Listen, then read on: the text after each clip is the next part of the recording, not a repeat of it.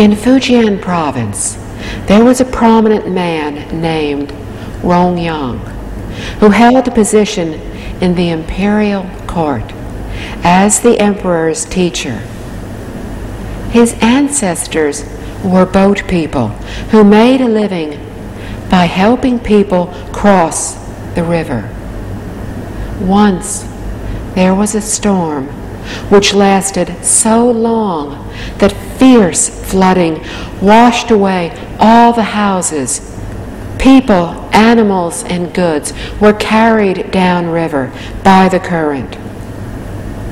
Other boaters took advantage of the situation and strove to collect the floating goods. Only Rongyang's grandfather and great-grandfather took interest in rescuing the drowning people. They did not take any of the goods that floated by. The other boaters all laughed and thought them to be very foolish. Later, when Rongyang's father was born, the Yang family gradually became wealthy. End quote. During Venerable Master Jing Kong's childhood, he lived in Jian'ou for 6 years and often went with schoolmates to play in what had formerly been Rongyang's house. It was of an ancient style, filled with many antiques. There were 2 stone lions on either side of the front door, and lanterns were hung in front, such as were hung in ancient way places. At the time of this account, when there was too much rain, the rivers would flood, causing serious flooding which destroyed houses and washed away belongings. Other boaters took advantage of the situation by collecting the victims' goods in order to make a small fortune. Only Rongyang's grandfather and great-grandfather were the exceptions, as they rescued those who were drowning. They took no interest in any of the passing goods.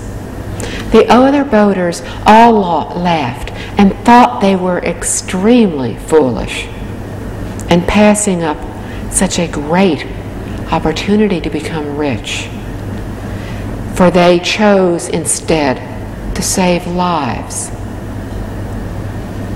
It was only with the birth of Rongyang's father that the family's living conditions improved.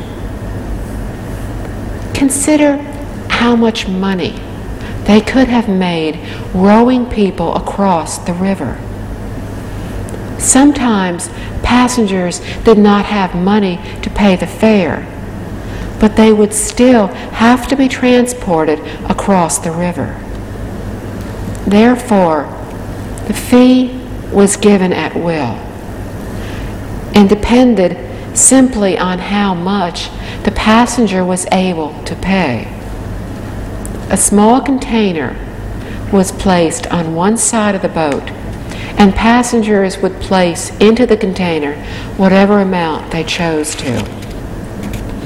There was no set rate. This was the accepted practice in Fujian at that time. Students did not even need to pay. From the text. One day, a heavenly person disguised as a Taoist monk came to the Yang family. He told them that their ancestors had accumulated much hidden merit. Consequently, their descendants would enjoy wealth and prominence. He said that there was a special place where they could build their ancestral tomb. So they followed the Taoists' suggestion. Today, it is called the White Hare Grave. End quote. Feng Shui, which is an early practice of placing buildings in a way that will take maximum advantage of the natural qi or energy of the landscape, has its factual basis. However, we need to have good fortune to receive good feng shui. Good or bad, it all depends largely on our good fortune or misfortune. It also depends on our virtues and conditions from our past lifetimes. It has a natural course. If a knowledgeable person shows us a good feng shui spot, this will only enable us to receive what we were supposed to have sooner rather than later. If we do not deserve good feng shui, then we will not be able to benefit from it. In fact, it will actually bring us misfortune. This is because we do not have the good fortune to enjoy it. Therefore, do not be too happy when seeing a good thing coming. Think first whether we are able to bear it. After reading Liao Fan's 4 lessons, we will realize that everything that happens does so for a reason. Indeed, for an ordinary person, one sip, one bite, everything is destined. If we do not acknowledge this fact and do not go about reforming our faults and practicing good deeds, then there will be no variable. Our life will always remain within the constant. Only when we truly understand the way to accumulate goodness and reform faults will we have changing factors and be able to truly change our lives and create destiny. From the text.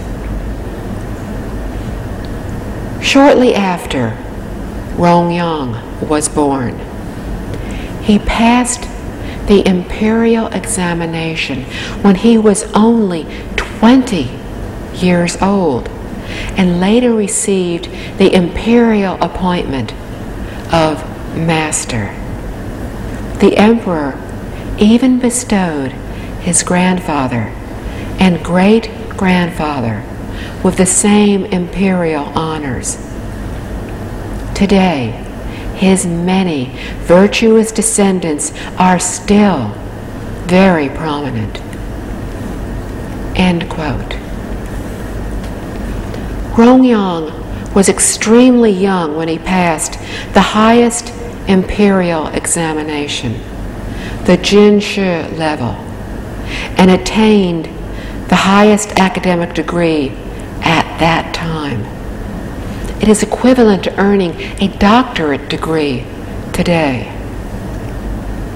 His appointment was extremely high, similar to today's National Affairs Advisor. In other words, he was an advisor to the emperor. Later, he received the rank of imperial teacher.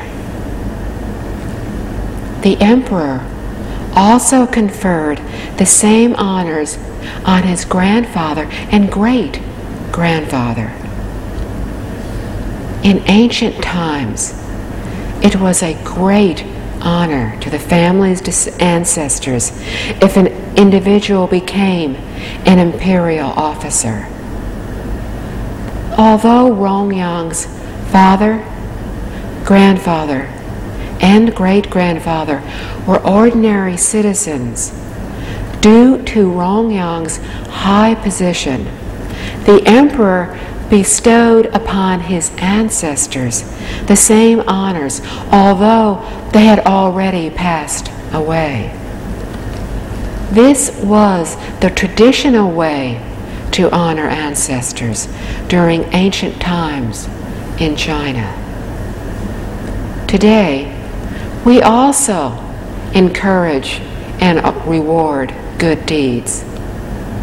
Governments praise and cite good people and their accomplishments. But frankly speaking, the methods used in citing good deeds were a lot more effective in ancient times and had a much deeper educational meaning. Because the descendants of a particular family had contributed to the entire country, it could bestow honor on the individual as well as on the ancestors. Today, the praise or the honors end with the individual and do not extend back to the ancestors. Whereas in ancient times, the emperor could bestow the same honor on the 3 previous generations.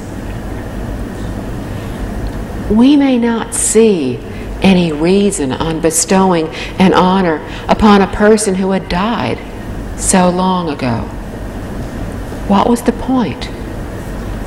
Actually, there is a very good one, for there is a valuable lesson to be learned from this.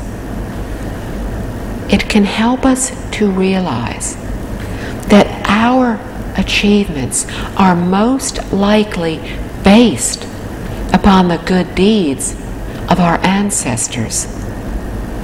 We have been rewarded with the good fortune that stemmed from them.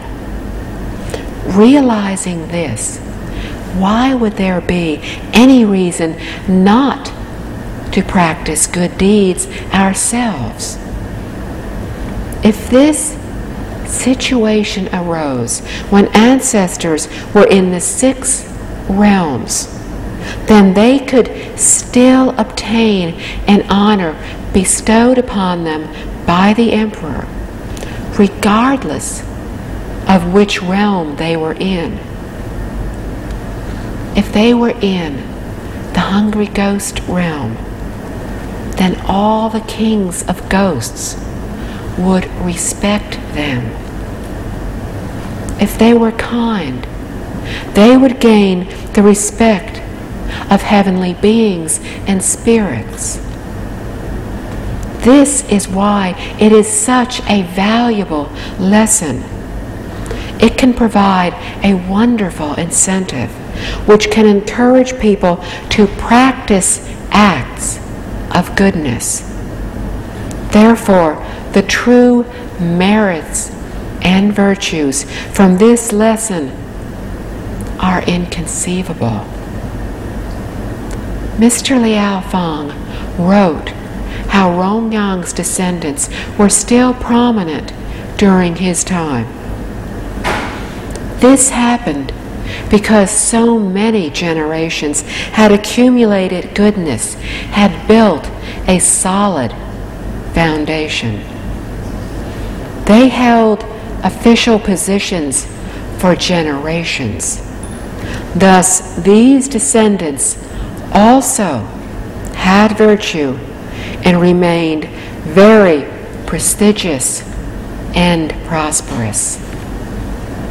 From the text. Zi Changyang, from the county of Ying, in Zhejiang province is another example. Zicheng worked as a member of the staff of the county courthouse. He was a kind, humane, and law-abiding man. Once, the county magistrate punished a criminal by beating him until his blood spilled out onto the ground. The magistrate's anger did not subside, and he was about to continue. Zicheng knelt and pleaded with him to stop beating the prisoner. The magistrate said, "It is all right for you to plead, but how can I not be angry when this person has broken the law?" Zicheng replied that when those in a position of leadership in the government do not follow the proper path, ordinary people would lose their way. Once we realize this, we should feel sorrow rather than joy. And if we should not feel joy, then how can we feel anger? Thus, a case like this called for more understanding. The magistrate was touched by Zicheng's speech and ceased the beating. End quote. Zicheng Yang had a job in the county courthouse, which is similar to today's section chief. It was not a very high-ranking position. He had a kind heart. He was honest, impartial, and law-abiding. At the time of this incident, the county magistrate handled judicial matters, and he was also the judge. When the criminal refused to tell the truth and even spoke back, the magistrate became furious. He beat the criminal severely until his blood fell on the ground, but even then the magistrate remained infuriated. When Zicheng saw this, he felt compassion for the prisoner and pleaded with the magistrate to stop. Zicheng knelt in front of the magistrate and pleaded on behalf of the prisoner. This took a great deal of courage, because what he said was a direct accusation of the hierarchy. If the superior officer had not agreed and blamed him for being so blunt, Zicheng would have gotten himself into a great deal of trouble. However, if the superior officer was virtuous, moral, and wise, he would not become angry. He would have realized that his staff was only reminding him to be rational. Zicheng spoke of those in high government positions. He was talking about the provincial and city magistrates. He said these officials did not follow the proper path, which means that the government did not do a good job in political education. What is the path? It is the 3 guidelines for a ruler to follow, to act as leader, parent, teacher. When a district government official who presided over the local administrations did not fulfill the duties similar to those of a parent or a teacher, then he did not properly look after his people. When a citizen had committed an offense, it was because the ruler did not teach them well. This is why Zicheng said that when those in a position of leadership in the government did not follow the proper path, ordinary people would lose their way because they had no guidelines to follow and no one to turn to for advice. If the administration behaved properly, then the people would have set principles to comply with. During the Han Dynasty, approximately 2100 years ago, the philosophies of hundreds of scholars were replaced by those of Confucius and Mencius. Confucianism was used as the basis for the educational system. Before this time, during the spring-autumn period, there were many philosophers and scholars teaching so many different things that it was difficult for the people to know which one to follow. In numerous volumes of books written by hundreds of scholars, each one had its distinct point of view and had its own theories. Upon a rough examination, each seemed to make sense. However, with so many selections, people were at a loss as to which one to choose. This was why it was imperative to choose one as the model. The teachings of whoever was chosen had to be widely accepted by those with different cultural and ethnic backgrounds. Once this model had been accepted, then the works of other scholars could be used as supplementary references. In China, the main moral standards derived from the philosophies of Confucius and Mencius. The system was used from the Han Dynasty up until the time of the Qing Dynasty. It naturally became the basis of the teachings for the Chinese people. Confucius and Mencius taught us the 5 human relationships and the 10 moral responsibilities. These are the fundamental principles for people to follow. They are the proper path. The 5 human relationships concentrate on relations among people. They start with the basic relations between a married couple within their own bedroom. The husband should fulfill his responsibilities pertaining to his role as a husband, and the wife was to do likewise. Those responsibilities are a form of obligation. Each person must fulfill his or her obligations.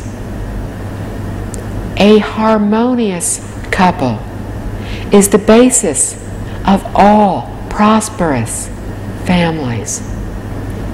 Outside of the bedroom is the larger family. There are the parents over us, children under us, and brothers and sisters around us. Each holds a different role with different responsibilities which we need to fulfill. These duties are innate.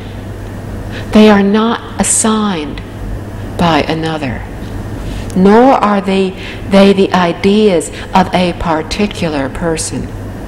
They are moral principles. They are the proper path. Beyond the family are society and the country.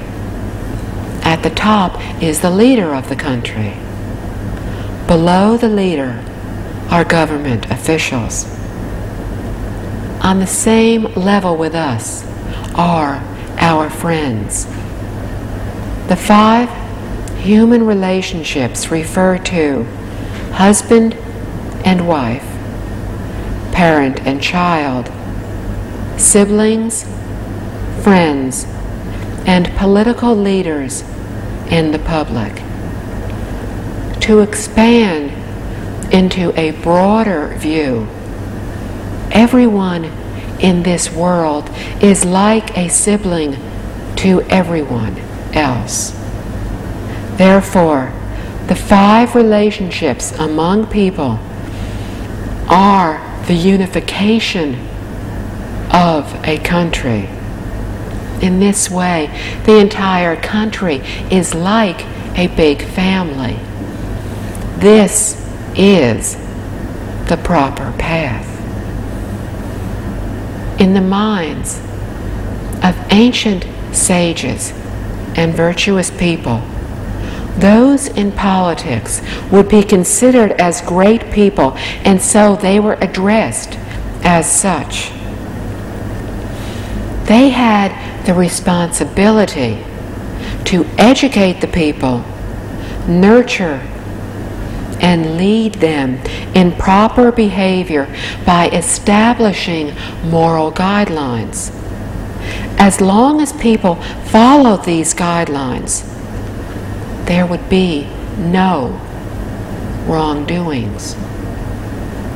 In addition to these guidelines, they were to teach people moral values such as loyalty, filial piety, humility, faith, and peace. The basic educational goal in Confucianism is to block materialism, attain awakening, have a sincere mind, and a virtuous heart, discipline ourselves, have a harmonious family, rule a country, and foster peace. Today, schools do not teach these anymore. Emphasis is now placed on technology rather than on humanity. The latter teach us that when we see the misdeeds of others, we would do well to take a hard look at ourselves and see if we have fulfilled our own duties. Zicheng told the county magistrate that when we realize people might do wrong because those in leadership did not show the proper way, we should feel sorrow rather than joy.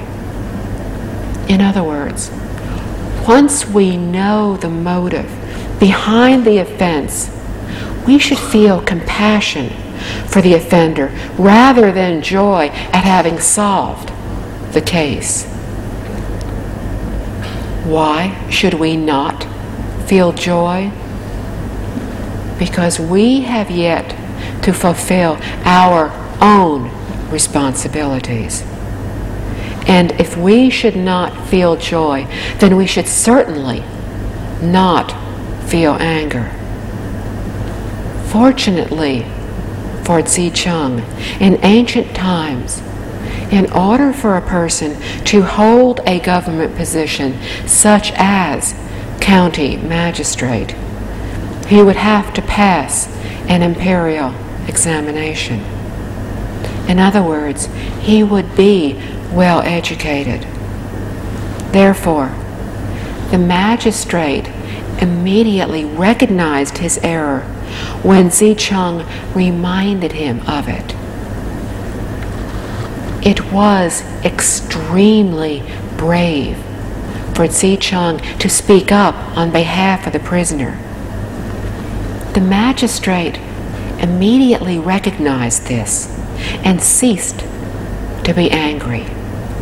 From this example, we can see that Mr. Yang had considerable wisdom, virtue, and insight. Thus, it was good for him to accumulate virtue and merits in the court, because he could do many good deeds. From the text. Although Zicheng came from a very poor family, he never took any bribes. If the prisoners were short of food, he would always take food from his own home, even if it meant going hungry himself. One day, several new prisoners needed feeding. Zicheng's home was short of food. If he gave them what he had, his family would go hungry. But if he kept the food for his family, then the prisoners would go hungry. He felt that the prisoners needed the food more than his family did. A deplorable situation. He discussed it with his wife, who asked where the prisoners came from. Zicheng answered that they were from Hangzhou. They had to tolerate hunger along the way, and their faces had become sallow. End quote. Zicheng's family were very poor. At that time, government officials received a very small salary, and a lot of them retired with hardly any savings. If an official retired with a lot of money, then it was most likely that he had taken bribes or embezzled money during his office. Where else could the money have come from? In ancient times, scholars did not learn how to run a business. If a scholar became a high-ranking official and contributed great services to the country, then he would in return receive rewards in the form of farmlands and houses. So it was possible to become wealthy in this way. However, if he just held an average position, then his salary would be quite meager. Zicheng only held a very low rank in the county government. Regardless of this, he refused any gifts that were offered to him. Sometimes, relatives of the prisoners would offer him bribes in return for a lighter sentence or for better care in the prison. It was inevitable that he would receive such offers. However, he never accepted any of them and always acted justly and fairly in all circumstances. It was difficult to be honest in such a tempting environment. Also, at this time, the amount of food provided for the prisoners was very meager. Often, the prisoners were moved over a very long distance, When they did so, they often went without any food. Zicheng always did his best to try to help them. It was quite a distance from Hangzhou to Ningpo. The prisoners had to walk with shackles, so their traveling time was considerably slower than usual. At the maximum, they could cover maybe 50 or 60 kilometers. This means they would have had to spend several days on the road. Zicheng felt great compassion for these prisoners who went without food for all those days. If he gave his small amount of rice to the prisoners, then his family would go hungry. If he gave the rice to his family, then the prisoners would go hungry. So after discussing the situation with his wife, they came to a solution. They would take what little rice they had, make a rice porridge, and give half of it to the prisoners. From the text. This practice of compassion never ceased, and eventually Zicheng had 2 sons. The elder son's name was Shou Chen, and the younger one was named Shou Zhi. Both sons became very prominent and held important government positions. His eldest grandson became vice minister of the Ministry of Justice. His second grandson was a member of the government staff in Sichuan province. They were both prominent. Today, the government official, Chu Tingyang, who is known for his virtuous deeds, is also their descendant. End quote. The 2 sons received the good fortune which was accumulated by their parents. The government office they worked in would be equivalent to today's Ministry of the Interior. There were only 6 ministries at that time. Zicheng's 2 sons were both in what was then called the Department of Civil Personnel. Their rank would be similar to a vice minister. Usually there was 1 minister and 2 vice ministers. One handled administrative matters and the other handled general matters. The eldest son was a vice minister in the Ministry of Justice. The second eldest grandson was on the administrative staff, which was 1 rank lower than the governor. He supervised each county's magistrate and oversaw approximately 8 to 12 counties. Both grandsons were known for doing a good job.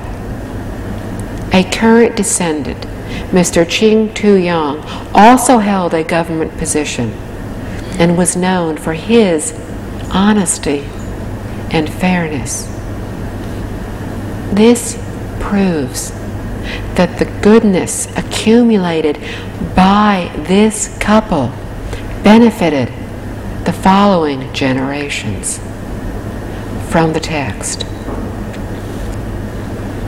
Here is another true example that happened during the Zhongtang period, during the time of Emperor Yingzong. Once, a group of thieves appeared in Fujian province. Many intellectuals joined them. The emperor appointed imperial censor General Zhang to go south and subdue them. The general tricked the thieves and captured their thief. Later, official Zhang dispatched General Xie to subdue the remaining thieves in eastern Fujian province.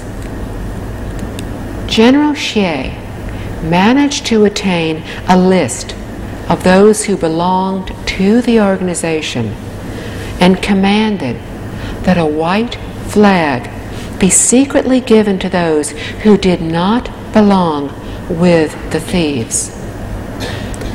They were told to place the flag on their door when the imperial army came to town, and the soldiers were ordered not to harm the innocent.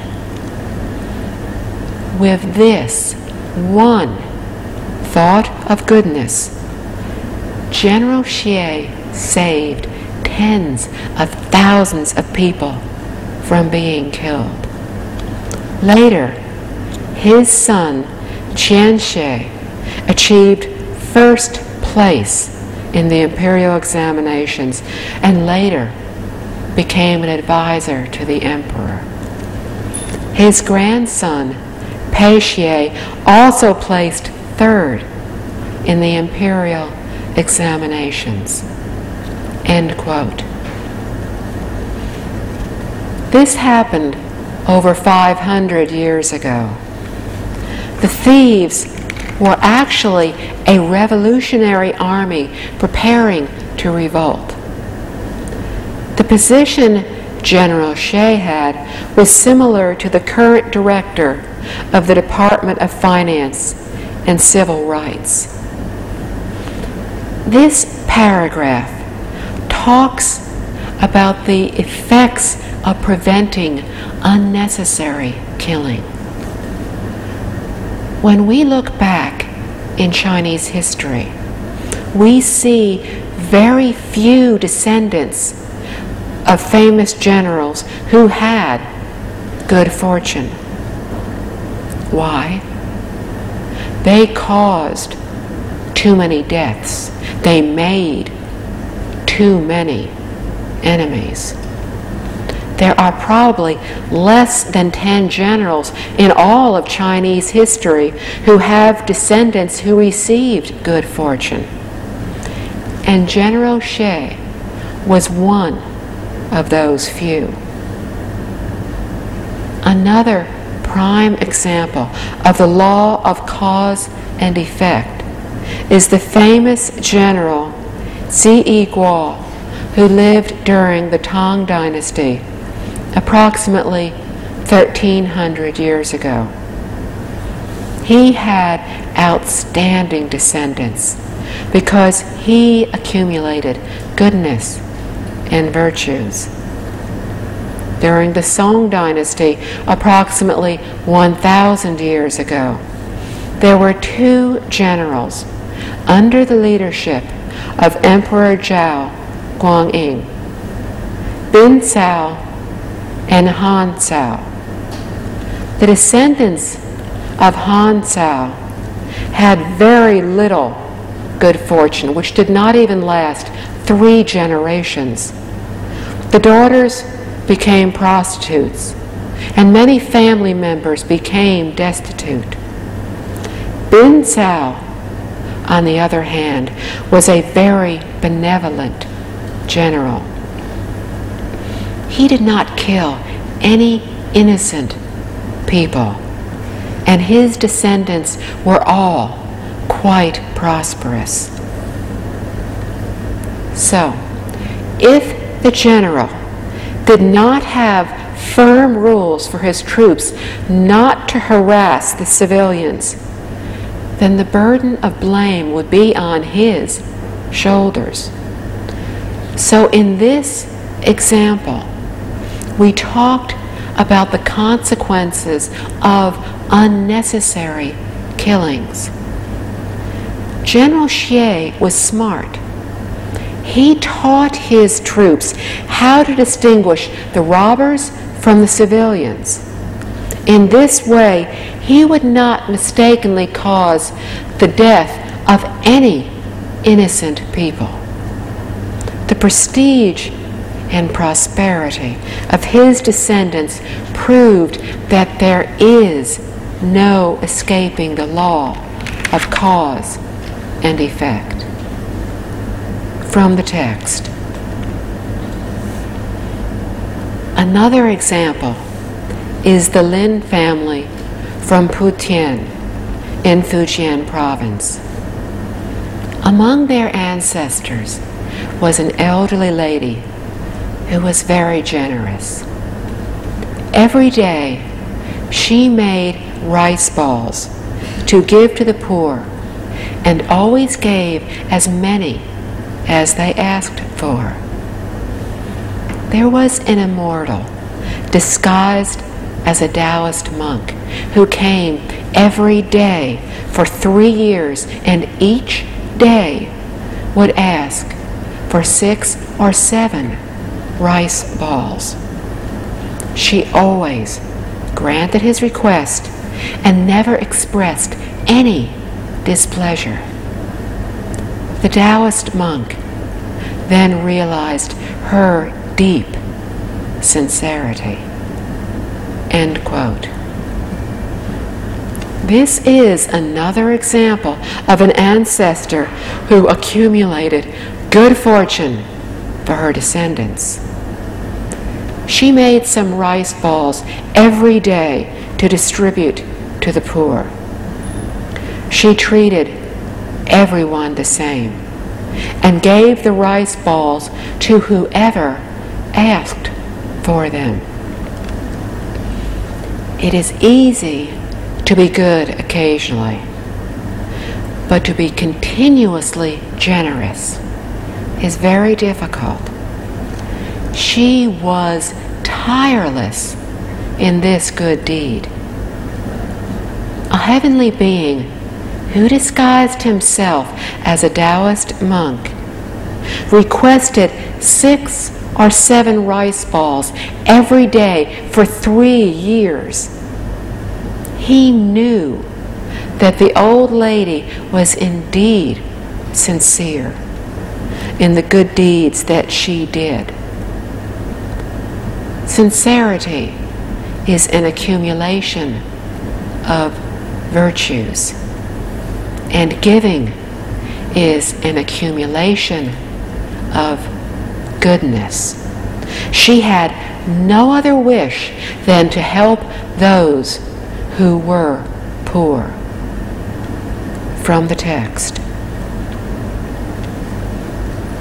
He said to her, I have eaten your rice balls for 3 years with nothing to show my gratitude in return. Perhaps I can help you in this way. On the land behind your house, there is a good place for you to place your grave. If you are placed there in the future, the number of your descendants who will have imperial appointments will be equivalent to the number of seeds in a pound of sesame seeds. End quote. Having some knowledge of feng shui, the Taoist monk suggested to her a good place for her grave. If her advice were followed, then her descendants would receive an unimaginable number of imperial appointments. Imagine how many sesame seeds there are in a pound of seeds. That was the number of her descendants who would benefit from her acts of goodness. When she passed away, the Lin family followed the heavenly being's suggestion and placed her at the designated spot. From the text.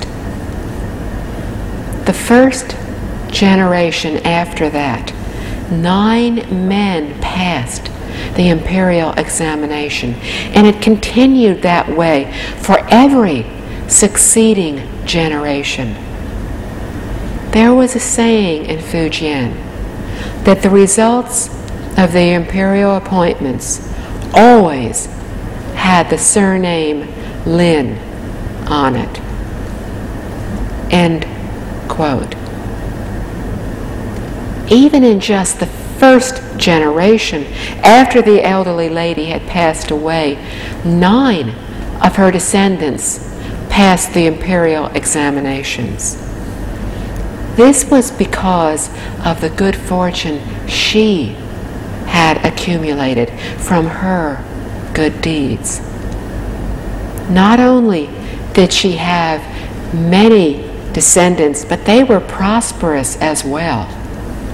The Lin family in Fujian province was the largest family and was very prosperous. This is the effect from the cause of sincerely giving away food to those who are poor. From the text. Another example comes from the father of an imperial historian whose name was Zhuo Anfeng. One winter, many years ago, Zhuo Anfeng's father was on his way to school when he encountered a person lying frozen in the snow. Finding the man still breathing, he quickly took off his coat to wrap around the frozen man. He carried him back home and revived him. End quote. This example tells of the good fortune accumulated by saving someone's life. Zhuo Anfeng held his official duties in what was then the National Academy. When his father was himself a young scholar and was on his way to school one morning, he saw a person along the roadside lying frozen in the snow. We can only imagine that the person must have been very poor and ill to have fallen into such a state. His father touched the poor man and realized that the man was on the verge of death. He immediately took off his own coat to wrap around the man, carried him home, and nursed him back to health. From the text. That night, Zhuo An's father dreamt of a heavenly being telling him, "You helped a dying man out of utter sincerity. This is a great virtue. I will bring the famous general Qi Han of the Han dynasty, of the Song dynasty, to be reborn as your son." Later, Zhuo An was born and was named Qi. End quote. When we see a person in dire circumstances, no matter who they may be, as long as we try to save his or her life, it will be considered a great act of kindness. Qi Han was a very famous general during the Song dynasty. He was greatly admired by the emperor, who bestowed a noble honor to his title. General Qi Han was highly regarded in Chinese history. So the heavenly being arranged for Chi Han to be reborn into the Feng family. It was all because Zhuo An's father had saved someone's life that he was rewarded in turn with a good son. This also exemplifies that reincarnation within the 6 realms is factual. The ancient Chinese all deeply believed in it. We need to generate our shameful heart, fearful heart, courageous, determined heart. For they are the inner, direct cause and condition in reforming. But we still need catalytic factors, that is, good friends on the path to awakening, to remind us, to help us from the outside, to be our visible assisting factors. If we ourselves have one virtuous thought, one sincere thought of trying to correct our faults, all the Buddhas and Bodhisattvas will help us, and all benevolent spirits will praise and respect us. Thus, without our even being aware of it, they will help us. So even just one virtuous thought can result in inconceivable results. Therefore, we need to truly change through actions, for in this way, cause and condition are complete. Once we begin to change, we will begin to see results, such as being happy when in the past we were depressed or unhappy. If we had many worries, they will be lifted from our minds after we reach understanding, and instead we will become liberated and free. If we were confused, we will become intelligent. We will no longer be foolish.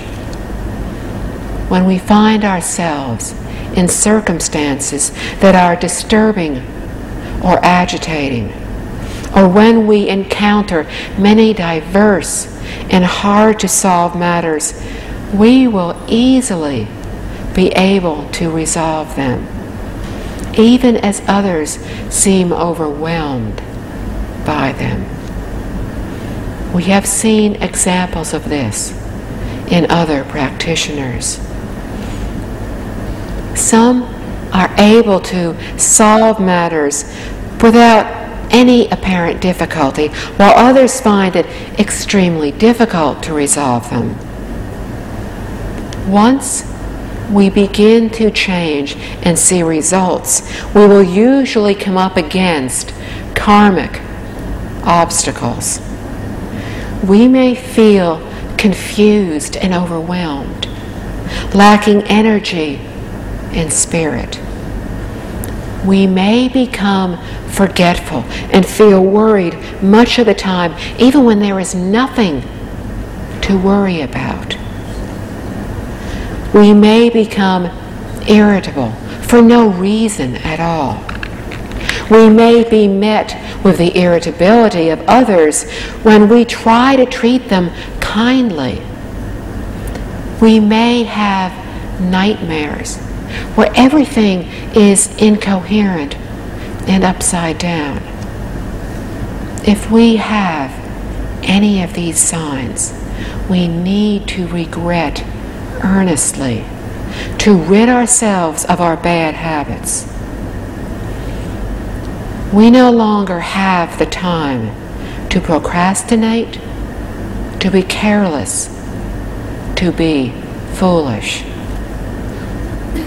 If we do not reform, then for us there will be no future. We will have wasted this entire lifetime.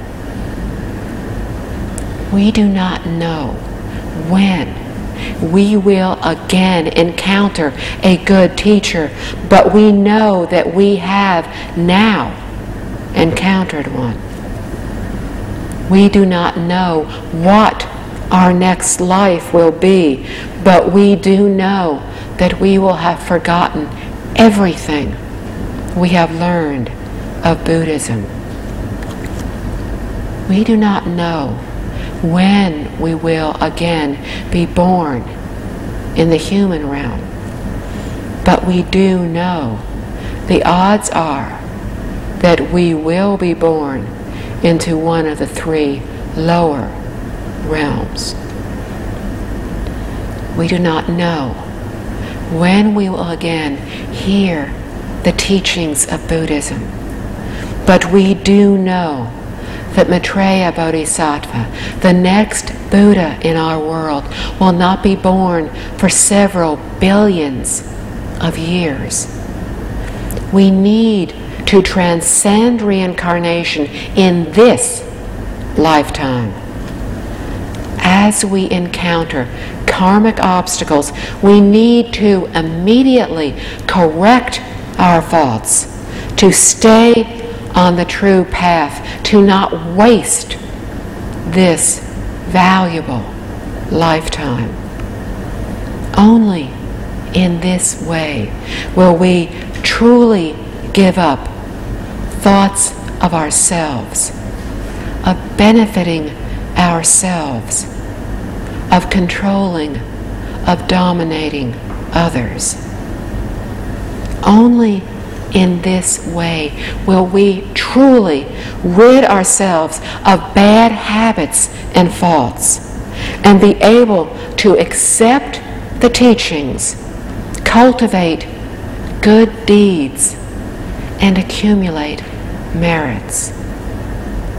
And only in this way will we be able to truly change our lives, our destiny, to help all sentient beings throughout the three times of the past, present, and future, throughout the entire universe.